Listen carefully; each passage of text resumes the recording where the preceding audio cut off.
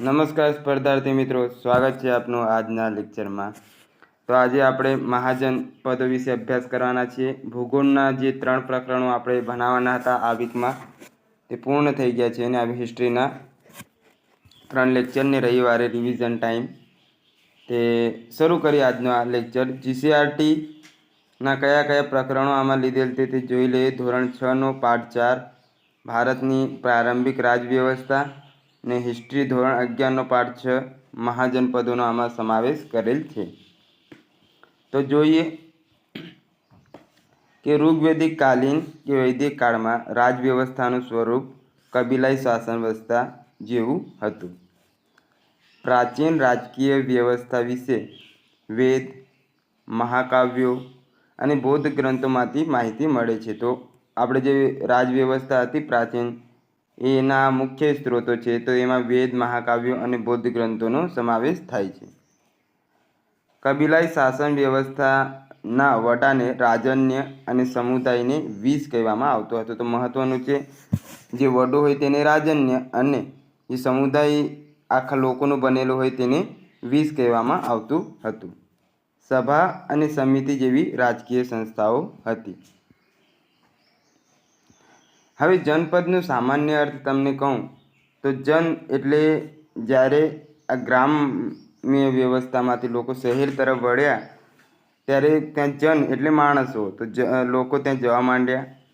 હવે લોકો ત્યાં જઈ અને ભેગા થયા એટલે પદ એટલે એક જગ્યાએ ભેગા થયા તો જનપદ એવું નામ બની ગયું। હવે ઘણા બધા લોકો ત્યાં જઈને ભેગા થયા તો મહા એટલે મોટું આપણે ગણીએ છીએ તો મહાજનપદ, એવી રીતે મહાજનપદનું નિર્માણ થયું, જેમાં 16 જેટલા મહાજનપદ ને તેમાં મગધ મુખ્ય જનપદ હતું। તો હવે જોઈએ જનપદ વિશે।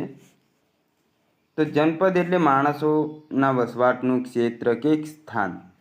ઈસવીસન પૂર્વે 1000 દરમિયાન પંજાબ અને ગંગા નદીના વિસ્તારમાં જુદા જુદા સમૂહોના પ્રારંભિક રાજ્યોની સ્થાપના થયેલી જે જનપદ તરીકે ઓળખવામાં આવે છે। આમ જનપદ શબ્દ રાજ્યના અર્થમાં પણ વપરાયો હતો।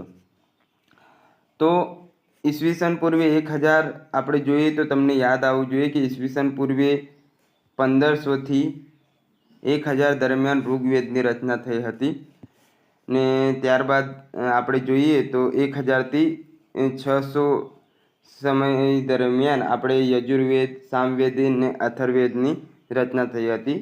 તો આ જનપદો આપણે કહી શકીએ કે ઋગ્વેદમાં અને આ જે વેદોની રચના થઈ તે સમય દરમિયાન જ મહાભારત અને રામાયણની પણ રચના થઈ હતી, જે આપણને વેદમાંથી જોવા મળે છે। તો આ અહીંયાથી કંઈક લિંક થાય છે। તદુપરાંત બીજી વાત હોવી જોઈએ કે આ સમય દરમિયાન જૈન ધર્મ અને બૌદ્ધ ધર્મનો પણ ઉદ્ભવ થયો હતો, એટલે મહાજનપદોમાં મોટા ભાગની વસ્તુઓ આવરાઈ જતી જોવા મળે છે। હવે આગળ જોઈએ કે જનપદ એ ઋગ્વેદકાલીન કબીલાઈ સમાજથી વિશિષ્ટ રાજવ્યવસ્થા હતી। કુરુ, પાંચાલ જેવા જુદા જુદા સમૂહના રાજ્યોના સમાવેશ જનપદમાં થતો હતો।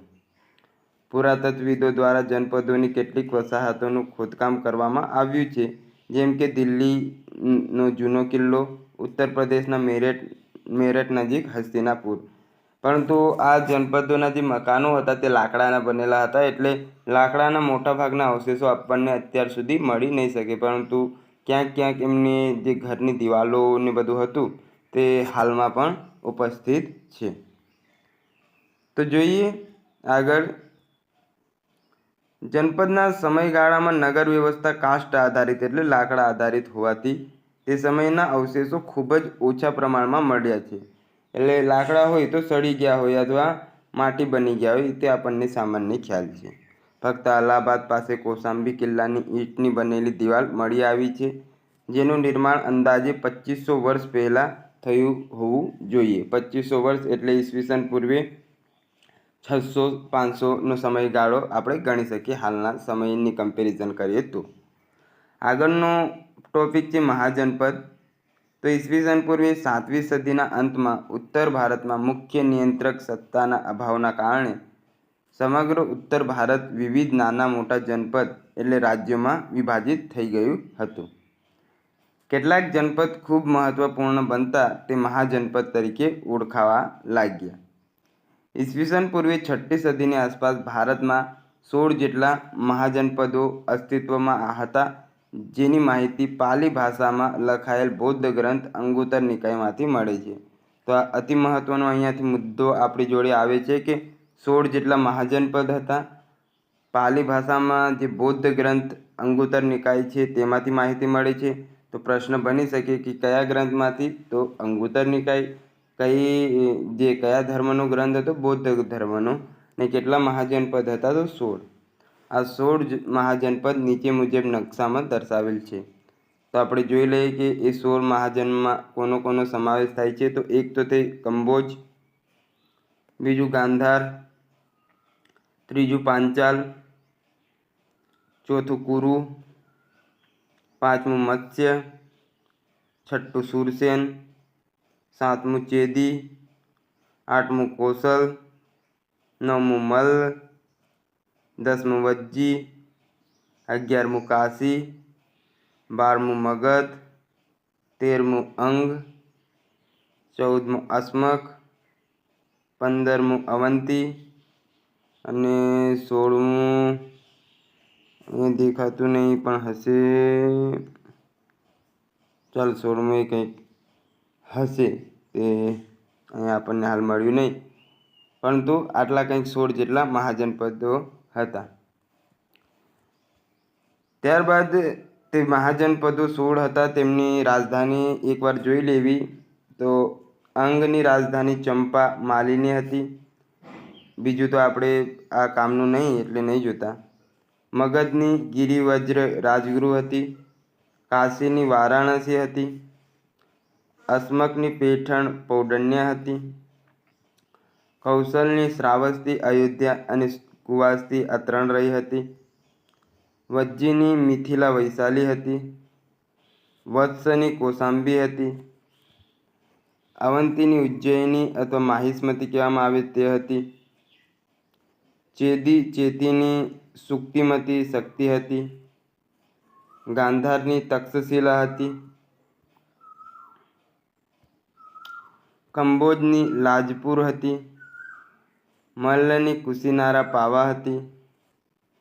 કુરુની ઇન્દ્રપ્રસ્થ હતી. પાંચાલની અહિછત્ર કામ્પિલ્ય હતી.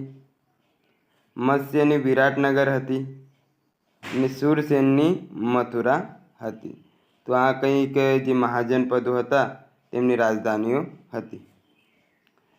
જૈન ગ્રંથ ભગવતી સૂત્રમાં વધારાના રાજ્યો જેવા કે માલવકોચ એટલે કચ્છ, પાધ્ય એટલે બંગાળમાં પૂડ, લાઘા એટલે બંગાળમાં રાધા અને મોલી એટલે મલ્લ તેમજ બૌદ્ધ ગ્રંથમાં વિદેહ, કલિંગ અને સૌથી રાજ્યોનો ઉલ્લેખ જોવા મળે છે. 16 મહાજનપદોને તેમની રાજનીતિ પ્રકૃતિના આધારે ગણતંત્ર અને રાજતંત્ર એમ 2 ભાગમાં વિભાજિત કરવામાં આવેલ હતા. ગણતંત્ર અને રાજતંત્ર. ગણતંત્ર એટલે ચૂંટણી દ્વારા નિર્ધારિત અને રાજતંત્ર એટલે જે રાજાનો જ પુત્ર રાજા બને એવી રીતે 2 ભાગમાં વિભાજિત કરવામાં આવ્યા હતા. હવે જોઈએ ગણતંત્ર. તો જ્યાં રાજા વંશ પરંપરાગત રીતે નહીં પણ પ્રજા દ્વારા પ્રત્યક્ષ કે પરોક્ષ પદ્ધતિથી ચૂંટાય તેને ગણતંત્ર કહેવામાં આવે છે. રાજા નહીં પરંતુ પ્રજા દ્વારા રાજાનું જે ચૂંટણી કરવામાં આવે તેને ગણતંત્ર કહેવામાં આવે છે. આવી શાસિત મહાજનપદો ગણરાજ્યો કહેવાયા. તેમને ગણરાજ્યો એમ ઓળખવામાં આવ્યા. ગણ શબ્દનો ઉપયોગ ઘણા સદસ્યોવાળા સમૂહ માટે કરવામાં આવતો હતો. બૌદ્ધ ગ્રંથોમાં ભિન્ન ભિન્ન જાતિના ગણરાજ્ય વૈશાલીના લિચ્છવીઓ, કપિલવસ્તુના શાક્યો, પાવા અને કુશીનગરના મલ્લો, પીપલીવનના મૌર્ય, સુમસુમારગીરીના મગ અને મિથિલાના વિદેહોનો ખાસ ઉલ્લેખ જોવા મળે છે. પાણિનીના અષ્ટાધ્યાયી. તો અષ્ટાધ્યાયીની રચના કોણે કરી એ પણ યાદ રહેવું જોઈએ કે પાણિની. ના અષ્ટાધ્યાયીમાં પ્રજાસત્તાક રાજ્યોનો ગણ અથવા સંઘ તરીકેનો ઉલ્લેખ જોવા મળે છે. કયા સ્વરૂપે ઉલ્લેખ જોવા મળે છે? તો ગણ અથવા સંઘ સ્વરૂપે. ગણતંત્ર તરીકે પાવા, કુશીનારા, વૈશાલી, કપિલવસ્તુ નોંધપાત્ર છે. તો આમનો નોંધપાત્ર સમાવેશ થાય છે. હવે આગળ જોઈએ વિશેષમાં. તો જ્યાં સત્તા પુરુષોના સમૂહના હાથમાં હોય તેને ઓલિગાર્કી અથવા સમૂહ શાસન કહેવામાં આવે છે. તો આ વિશેષમાં છે. પાવા અને કુશીનારા અથવા મલ્લ વિશે જોઈએ. તો મલ્લ એક પ્રજાસત્તાક સંઘ રાજ્ય હતું જેના તમામ સભ્યોને રાજા કહેવામાં આવતા હતા. આ મહાજનપદની બે શાખા હતી. એક શાખા કુશીનારા અને બીજી શાખા પાવાપુરી હતી. તો કઈ કઈ બે શાખા? કુશીનારા અને પાવાપુરી. ઉભી ટક એ પાવામાં સ્થિત મલ્લોની સંસદ ઇમારત હતી. તેના વહીવટી અમલદારો પુરીસ એટલે પોલીસ તરીકે ઓળખાતા હતા. તો કઈ? ઉભી ટક એ પાવામાં સ્થિત મલ્લોની સંસદ ઇમારત હતી અને તેના જે અમલદારો હોય તેમને પરીસ એટલે આ હાલના પોલીસ તરીકે ઓળખાતા હતા. બૌદ્ધ ધર્મને આ નગરમાંથી ભિક્ખુ આનંદ અને અનિરુદ્ધ જેવા શિક્ષકો મળ્યા હતા. તો ભિક્ખુ આનંદ અને અનિરુદ્ધ જેવા શિક્ષકો આ આપણે જોઈએ કુશીનારામાંથી મળ્યા હતા અને પાવાપુરીમાંથી. હવે નોંધ, બૌદ્ધ ધર્મના સ્થાપક જે ગૌતમ બુદ્ધ હતા તેમનું અવસાન એટલે નિર્વાણ કુશીનારા અને જૈન ધર્મના ભગવાન એવા મહાવીર સ્વામીનું અવસાન એટલે નિર્વાણ પાવાપુરી ખાતે થયું હતું. તો યાદ રાખવું, ભગવાન બુદ્ધનું કુશીનારા અને મહાવીર સ્વામીનું પાવાપુરી ખાતે. ત્યારબાદ આગળ જોઈએ વૈશાલી લીચ્છવીઓ.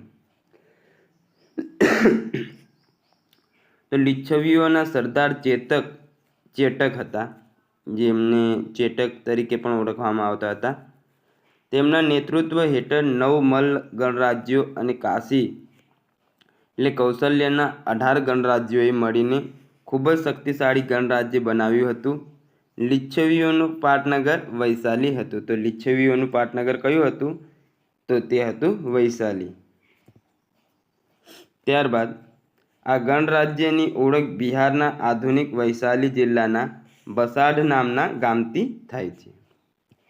વિશેષમાં જોઈએ તો લીચ્છવી, વજ્જી, જ્ઞાતુક, વિદેહ, શાક્ય, મલ્લ જેવી 8 કે 9 જાતિના લોકોએ સ્વરક્ષણ માટે સંઘરાજ્ય સ્થાપેલું જે વજ્જી સંઘ કહેવાય છે. તો કયા કયા હતા? લીચ્છવી, વજ્જી, જ્ઞાતુક, વિદેહ, શાક્ય, મલ્લ જેવી 8 કે 9 જાતિના લોકોએ જે વજ્જી સંઘ સ્થાપેલું હતું. વજ્જી સંઘનો ઉલ્લેખ દીર્ઘ નિકાય નામના બૌદ્ધ ગ્રંથમાં જોવા મળે છે. તો ક્યાંથી આપણને માહિતી મળે છે? દીર્ઘ નિકાય જે બૌદ્ધ ધર્મનો ગ્રંથ છે. ત્યારબાદ કપિલવસ્તુ શાક્યો વિશે જોઈએ તો કૌશલ મહાજનપદમાં શાક્યોનું કપિલવસ્તુ ગણરાજ્ય હતું. કપિલવસ્તુની રાજધાનીની ઓળખ વર્તમાન બસ્તી જિલ્લાના પીપરહવા સ્થળથી કરવામાં આવે છે. તો ક્યાંથી? પીપરહવા સ્થળથી. શાક્યોની બીજી રાજધાની પીપરહવાથી 15 કિલોમીટર દૂર નેપાળમાં લુંબિની નામના સ્થળ પર હતી. તો બીજી રાજધાની કઈ હતી? લુંબિની. ગૌતમ બુદ્ધનો જન્મ શાક્ય કુળમાં થયો હતો. બૌદ્ધ કથાઓ મુજબ શાક્યોમાં સમાનતાનો ખ્યાલ પ્રચલિત હોવાનું જણાય છે. તો શાક્ય કુળમાં આપણા ગૌતમ બુદ્ધનો જન્મ થયો હતો. ગણતંત્રની વહીવટ વ્યવસ્થા. રાજ્યનો વહીવટ સભા દ્વારા થતો તથા સભા ભરાતી હોય તે સ્થાન સંથાગાર એટલે ધારાસભા કહેવાતું હતું. તો જે રાજ્યનો વહીવટ સભા દ્વારા થાય અને જે સ્થાનને કે જ્યાં ભરાય તેને સંથાગાર કહેવાય. ગણરાજ્યની સભામાં સભ્ય તરીકે વૃદ્ધો અને યુવાનોની પસંદગી થતી. કોની? વૃદ્ધો અને યુવાનો. રાજ્ય વહીવટ માટે તેઓ પોતાના પ્રમુખ પસંદ કરતા, જેની પસંદગી ચૂંટણી માધ્યમથી કરવામાં આવતી હતી. જે અત્યારે આપણા દેશમાં ચૂંટણીના માધ્યમથી જેવી રીતે પસંદગી કરવામાં આવે છે એવી જ રીતે એ સમયે પણ પસંદગી ગણરાજ્યમાં કરવામાં આવતી હતી. તેના પ્રત્યેક સભ્યો રાજા ગણાતા, જે વહીવટ, સંરક્ષણ, યુદ્ધ, સંધિ જેવા પ્રશ્નો પર ચર્ચા કરી સમૂહમાં નિર્ણય લેતા હતા. આ સભામાં સ્ત્રીઓ, દાસ તથા કામદારો ભાગ લેતા ન હતા. કોણ કોણ? સ્ત્રીઓ, ત્યારબાદ જે દાસ અને કામદારો હોય તે લોકો આમાં ભાગ લેતા ન હતા. કાયદા નિર્માણ માટે 500 સભ્યોની સંથાગાર ધારાસભાની રચના કરી હતી. સંથાગારનો અધ્યક્ષ રાજા હતો. તેમાં કોઈ પણ કાયદો 3 વાર વાંચન બાદ પસાર કરવામાં આવતું હતું. તો કેટલી વાર? 3 વાર. મહત્વપૂર્ણ પ્રશ્નોમાં સલાકા એટલે મતદાન માટે વપરાતી વિવિધ રંગની સળી દ્વારા સભ્યોનો મત લેવામાં આવતો હતો. જે મહત્વપૂર્ણ પ્રશ્નો હોય તેમાં સળી દ્વારા મત લેતા હતા.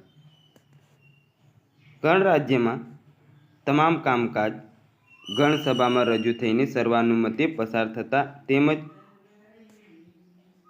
સભ્ય નિયત સમય સુધી જ સભ્યપદ ભોગવી શકતો હતો. એટલે એ લોકો નિશ્ચિત કંઈક સમય ગોઠવતા હશે, એ સમય સુધી જ ત્યાં જે રાજા હોય તે વહીવટ કરી શકે. ત્યારબાદ ફરીથી ચૂંટણી થતી. ગણરાજ્યના પ્રમુખને કાર્યવાહક સમિતિ રાજ્ય વહીવટમાં મદદ કરતી હતી.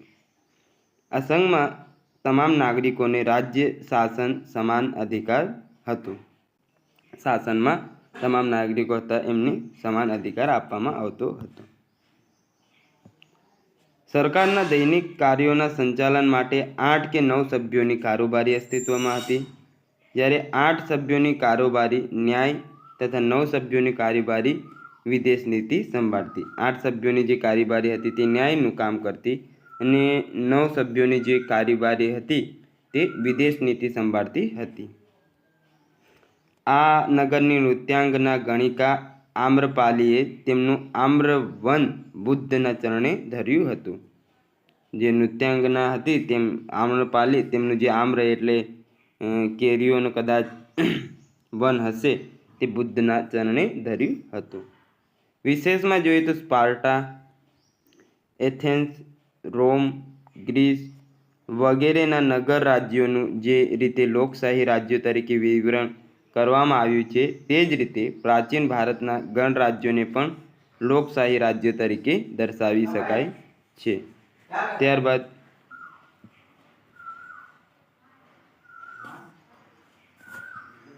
ત્યારબાદ આગળ જોઈએ રાજતંત્ર. રાજતંત્ર એટલે રાજા અથવા રાણી દ્વારા શાસિત પ્રદેશ. અહીં રાજાનું વંશ જે પદ હતું તે વંશ પરંપરાગત હતું. એટલે રાજાનો દીકરો રાજા બને એવી કોઈ નીતિ અહીંયા શરૂ થતી આપણને જોવા મળે છે. જે આગળ પણ મોટાભાગે આ જ નીતિ ચાલુ રહી હતી. ગંગાના મેદાનોની આસપાસના તમામ મહાજનપદો રાજાશાહી પ્રકારના હતા. જે ગંગા પ્રદેશ, બિહાર, ઉત્તર પ્રદેશમાં આપણે જોઈએ છીએ તો તેના આસપાસના તમામ પ્રદેશો રાજાશાહી પ્રકારના હતા. મગધ, કૌશલ, વત્સ, અવંતી જેવા મહાજનપદો મહત્વના રાજતંત્રો હતા. તેમની વચ્ચે અનેકવાર સંઘર્ષો થતા જોવા મળે છે, જેમાં આખરે મગધ શક્તિશાળી રાજ્ય બન્યું હતું. તો કયું રાજ્ય શક્તિશાળી બન્યું? મગધ, જેની આપણે વિગતવાર ચર્ચા કરવાના છીએ. હવે મગધ સામ્રાજ્ય વિશે જોઈએ તો મગધ શક્તિશાળી મહાજનપદ હતું. મગધની રાજધાની પહેલાં રાજગૃહ રાજગીર હતી. ત્યારબાદ ઈસવીસન પૂર્વે 4થી સદીમાં રાજધાની પાટલીપુત્ર એટલે પટના બનાવવામાં આવી. સૌ પ્રથમ રાજધાની જોવામાં આવે તો રાજગૃહ હતી, ત્યારબાદ પટનાને બનાવવામાં આવી હતી. રાજગૃહ શબ્દ હોય તેનો અર્થ થાય છે રાજાઓનું ઘર. તો રાજગૃહ શબ્દનો અર્થ શું થાય? રાજાઓનું ઘર. 16 મહાજનપદમાંથી આખરે માત્ર 4 મહાજનપદ અસ્તિત્વમાં રહ્યા, જેમાં મગધ, કૌશલ, અવંતી અને વત્સનો સમાવેશ થાય છે. તો કયા 4 મહાજનપદ? મગધ, કૌશલ, અવંતી અને વત્સ મુખ્ય રહ્યા હતા. આ 4 રાજ્યોમાંથી 2 રાજ્યો અવંતી અને વત્સ સર્વોપરિતાની હરીફાઈમાંથી દૂર થયા હતા. તેમાંથી અવંતી અને વત્સ તો દૂર થઈ ગયા અને શક્તિશાળી રાજ્યો વચ્ચે સર્વોચ્ચતામાં આપણે જોઈએ હરીફાઈમાં અંતે મગધ મહારાજ્ય બન્યું હતું. તો જે 16 મહાજનપદ હતા તેમાંથી એક શક્તિશાળી જે મહાજનપદનો ઉદ્ભવ થયો તે હતો મગધ. હવે મગધ સામ્રાજ્યના ઉદયના આપણે કારણો જોવાના છીએ. તો એ પહેલાં એનો સમયગાળો આપણે જોઈ લઈએ. તો ઈસવીસન પૂર્વે 603 ઈસવીસન પૂર્વે 323 એનો સમયગાળો હતો. મગધ સામ્રાજ્યના ઉદય માટે અનેક રાજનૈતિક, આર્થિક, ભૌગોલિક તથા સાંસ્કૃતિક કારણો જવાબદાર હતા, જે નીચે મુજબ છે. તો પ્રથમ જોઈએ, મગધ ગંગાના મેદાનના નીચેના ભાગમાં સ્થિત હતું. તેથી મગધ ક્ષેત્રમાં ખેતીની ઉપજ ખાસ કરીને સારા પ્રમાણમાં થતી હતી. અત્યારે જોઈએ આપણે યુપી બિહારમાં ખેતી સારા એવા પ્રમાણમાં થાય છે. તો તે સમયે પણ ફળદ્રુપતા આના કરતાં વધુ હતી ને ગંગાને જે આપણે બાંગર ને ખદર પ્રકારની જમીન હોય તો ત્યાં આપણને ઉત્પાદકતા વધુ જ જોવા મળે. તો આ એક કારણ હતું કે મગધ સામ્રાજ્યનું ઉદ્ભવ આમ વધારે પડતું થયું. મગધની દક્ષિણે લોહ અને તાંબા જેવા ખનિજોના મોટા પ્રમાણમાં સ્ત્રોત હતા. તેથી વેપાર માટે અનુકૂળતા હતી. ત્યાં તે સમયના ગાળા દરમિયાન તાંબા અને લોહ જે લોખંડે કાયાપલટ કરી દીધી, તો તેનું સૌપ્રથમ અહીંયા શોધખોળ આપણે કહીએ વધારે પ્રમાણમાં તો મગધ સામ્રાજ્યની દક્ષિણે થઈ હતી. એટલે ત્યાં આપણને વધારે પડતું એ જોવા મળે છે વિકાસ થયેલો. તે સમયે મગધનો કેટલોક વિસ્તાર ગાઢ જંગલોથી ઘેરાયેલ હતો. આ જંગલોમાંથી મળી આવતા લાકડાનો ઉપયોગ ઘર તથા રથ બનાવવા કરવામાં આવતો હતો. આ ઉપરાંત અહીં રહેતા હાથીઓનો ઉપયોગ સૈન્યમાં કરવામાં આવતો હતો. ત્યારબાદ અન્ય પહેલાંમાં આપણે જોયું કે ગંગાના આસપાસ તાંબા, લોહ બીજામાં, ને ત્રીજામાં શું કે જંગલો, એટલે જંગલોમાંથી ગમે તેવા આપણને લાકડાઓ મળી રહે ને લાકડાઓ તેમજ ઔષધિઓ મળી રહે ને ઔષધિઓનો ઉપયોગ સારી રીતે કરી શકે રથ બનાવવા. એટલા માટે મગધનો વિકાસ થયેલો જોવા મળે છે. ગંગા, સોણ, ગંડક વગેરે નદીઓનો ઉપયોગ જળ વિતરણ, પરિવહન અને બચાવના કુદરતી સ્થળ તરીકે થયો હતો. તો આ મુખ્ય નદીઓ ત્યાંથી હતી, તેના તરીકે ઉપયોગ થયો હતો ત્યાંથી. ત્યારબાદ આરંભિક જૈન અને બૌદ્ધ લેખકોએ મગધના મહત્વનું કારણ વિવિધ શાસકોની નીતિઓને દર્શાવ્યું. આ લેખકો અનુસાર બિંબિસાર, અજાતશત્રુ અને મહાપદ્મનંદ જેવા પ્રસિદ્ધ રાજાઓ મહત્વાકાંક્ષી હતા અને તેમના મંત્રી તેમની નીતિઓ લાગુ કરતા હતા. અને બીજું એક કારણ આપણે જોઈએ તો રાજાઓ સારા એવા હતા, મહત્વાકાંક્ષી. આપણે અશોક જોઈએ છે, ચંદ્રગુપ્ત મૌર્ય જોઈએ છે, એમ મોટા ભાગના રાજાઓ મગધમાં જ થયા. તેમની નીતિઓ સારી હતી ને એના કારણે ત્યાંનો વિકાસ થયેલ જોવા મળે છે. હવે એક ટ્રીક કહી દઉં તમારે યાદ રાખવાની, હસીન મસુક, ચાલો આપણે મસુક શાહ, આ 7 અક્ષર તમારે યાદ રાખવાના. હસીન મસુક શાહ, હસીન મસુક શાહ, હસીન મસુક શાહ. હર્યક વંશ, શિશુનાગ વંશ, નંદ વંશ, મૌર્ય વંશ, શુંગ વંશ, કણવ વંશ ને સાતવાહન વંશ. આવી રીતે 7 વંશ અહીંયા યાદ રાખવાના શરૂઆતથી. હસીન મસુક શાહ, હસીન મસુક શાહ, હસીન મસુક શાહ, હર્યક, શિશુનાગ, નંદ, મૌર્ય, શુંગ, કણવ અને સાતવાહન વંશ. આ વંશ આપણે આગળ ડિટેલમાં ભણવાના જ છીએ, પણ ટ્રીકથી આપણે સિક્વન્સમાં યાદ રાખવાના, કારણ કે ગઈ વખતે કોન્સ્ટેબલમાં સિક્વન્સે પૂછાઈ હતી. તો જોઈએ હવે કે આ વંશ છે અને તેના સ્થાપક વિશે ચર્ચા કરીએ. તો હર્યક વંશના સ્થાપક બિંબિસાર, બિંદુસાર નહીં, બિંબિસાર. બિંદુસાર તો આપણે મૌર્ય વંશમાં આવી જશે. નાગ વંશના સ્થાપક શિશુનાગ, એટલે શિશુનાગ જ વંશ આપણે કહીએ છીએ એને. નંદ વંશના મહાપદ્મનંદ, મૌર્ય વંશના ચંદ્રગુપ્ત મૌર્ય. તો આ સ્થાપક યાદ રાખી લેવા, સ્થાપક એ પૂછાઈ જતા હોય છે. હર્યક વંશ બિંબિસાર, નાગ વંશ શિશુનાગ, નંદ વંશ મહાપદ્મનંદ અને મૌર્યના ચંદ્રગુપ્ત મૌર્ય. તો મિત્રો અહીંયા સુધી આપણો આજનો લેક્ચર રાખીએ. થોડીક તબિયત ડાઉન હોવાના કારણે આપણે નાનો લેક્ચર રાખીએ છીએ.